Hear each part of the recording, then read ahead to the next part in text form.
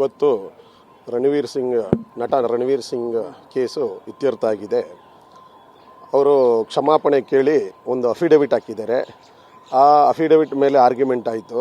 ಅಫಿಡವಿಟಲ್ಲಿ page number 1 ಕೊನೆ ಪೇರದಲ್ಲಿ ಇಂಗ್ಲೀಷಲ್ಲಿ due course ಅಂತ ಇದೆ. ಡ್ಯೂ ಕೋರ್ಸ್ ಏನೋ we will visit Chamundi temple ಅಂತ ಇದೆ. ಡ್ಯೂ ಕೋರ್ಸ್ ಅಂತಂದರೆ ಸದ್ಯದಲ್ಲಿ ಅಂತ. ಅದನ್ನು ನಾವು ಆರ್ಗ್ಯುಮೆಂಟ್ ಮಾಡ್ದೋ. ಸದ್ಯದಲ್ಲಿ ಅಂದರೆ ಏನರ್ಥ?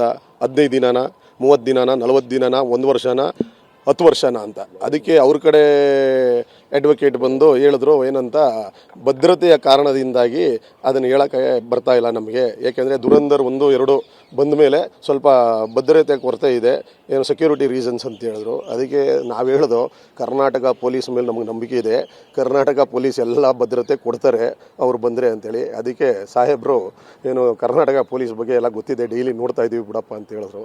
ಸರಿ, ಈಗ ಹಾಕಿದ್ದಾರೆ. ಅದನ್ನು ನಾವು ಕ್ಷಮೆ ಯಾಚನೆ ಮಾಡಿದ್ದಾರೆ. ಅವರು ಸದ್ಯದಲ್ಲೇ ಬಂದು ಅದನ್ನ ಆರ್ಡರ್ ಪಾಸ್ ಮಾಡ್ತೀನಿ ಅಂತ ಹೇಳಿದ್ದಾರೆ ಈ ಅಫಿಡವಿಟ್ ಮೇಲೆ. ಸೊ ಇಷ್ಟಾಗಿದೆ. ಮತ್ತು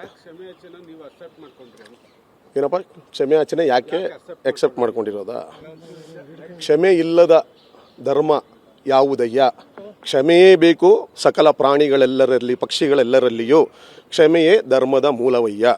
ಅವರು ಕ್ಷಮೆ ಕೇಳಿದ್ದಾನೆ, ಇನ್ನು ಅದಕ್ಕಿಂತ ಬೇರೆ ನಾವು ಇನ್ಯಾವ ಪನಿಷ್ಮೆಂಟು ಏನು? ಒಬ್ಬ ಕ್ಷಮಾರ್ಪಣೆ ಕೇಳಿದ ಮೇಲೆ ಅದಕ್ಕೆ ನಾವು ಬದ್ಧರಾಗೋದು ಒಳ್ಳೆಯದು ಅಂತ ಅನಿಸುತ್ತೆ. ಬಂದು ಚಾಮುಂಡಿ ದೇವಿನ ಕ್ಷಮಾಪಣೆ ಕೇಳ್ತೀನಿ, ಬಂದು ವಿಸಿಟ್ ಮಾಡಿ ಅಂತ ಹೇಳೋನೆ. ಇನ್ನು ಇದ್ರ ಮೇಲೆ ನಾವು ಇನ್ನೇನು ಅವನ್ನ ಹಿಡ್ಕೊಂಡು ಏನಲ್ಲಿ ಸುಮ್ಮನೆ ಅನ್ವಾಂಟೆಡ್ ಆಗಿ ಎಳಿತಾ ಇರೋದು ಕೇಸ ಕರೆಕ್ಟಾ? ಅಷ್ಟೇ. ಕೋರ್ಟಲ್ಲಿ ಇದು ಆರ್ಡರ್ ಮಾಡ್ತಾರೆ ಅಷ್ಟೇ. ಕೇಸ್ ಇತ್ಯರ್ಥ ಆಗಿದೆ, ಆರ್ಡರ್ ಮಾಡ್ತಾರೆ ಅಷ್ಟೇ. ಆಯಿತು. ಪ್ರಶಾಂತ್ ಮೇತಲ್ ಅಂತ.